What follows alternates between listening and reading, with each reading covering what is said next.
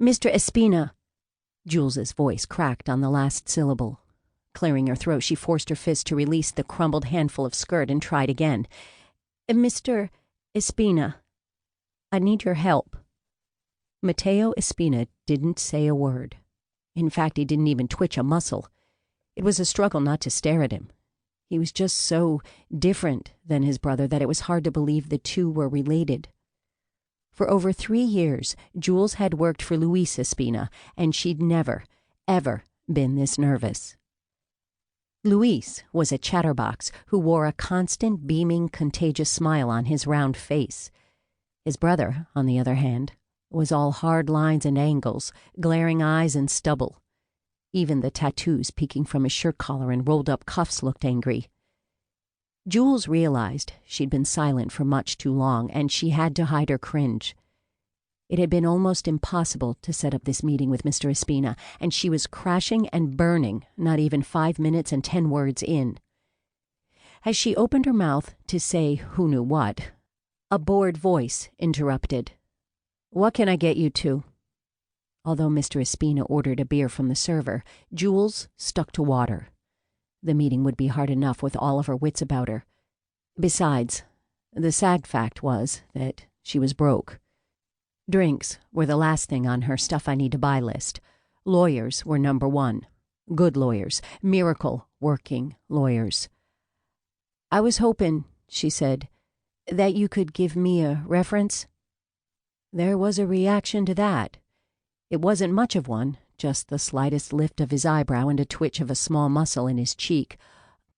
"Although I wasn't charged with anything, I lost my CPA license and all my clients when Luis was investigated." The remembered terror and humiliation of being questioned by the FBI made her hands shake, and she clutched them together to keep them still. "I didn't give them any information about Luis's finances, though, even after they told me I'd be able to keep my license and my business if I did. My client's confidentiality is sacred." Instead of looking pleased by that, Mr. Espina's entire face drew tight, stiffening into a hard mask. His voice was smooth, deep, and as cold as ice. "Are you threatening me, Miss Young?" Horror flashed through her, turning her blood cold and then hot enough to burn. "No! No! God! No, I'm not an idiot. I mean, it was probably dumb of me to work as Luis's accountant when I knew he wasn't great at, well, coloring inside the lines, but I'm not trying to threaten you. I just wanted—" The sheer futility of what she was attempting flooded her, and she started to stand. "Never mind. I'm sorry to have wasted your time. I'll figure something out." "Sit."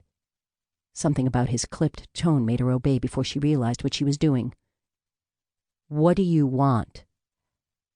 "A job." Once again, the command in his voice had her answering before she considered whether it was wise to be so blunt.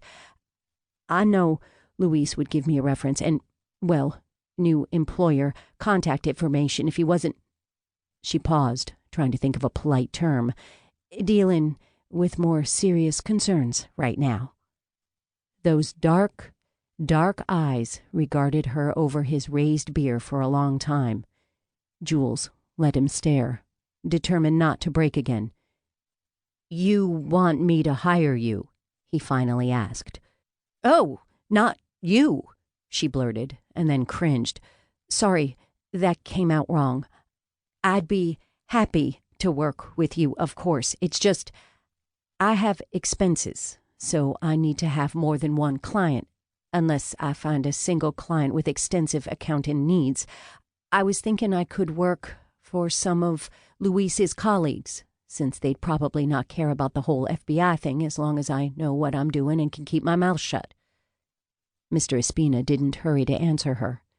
Instead, he eyed her for another painfully long time before finally speaking. "Anyone specific in mind?" "The Blanchetts," she suggested, tentatively. Most of Luis's business associates had been names on a computer screen to her. At best, she'd met a few in passing. "Maybe the Jovanovics?" He choked. Actually choked on his beer when she said the second name. Carefully placing the bottle on the table, he sat back.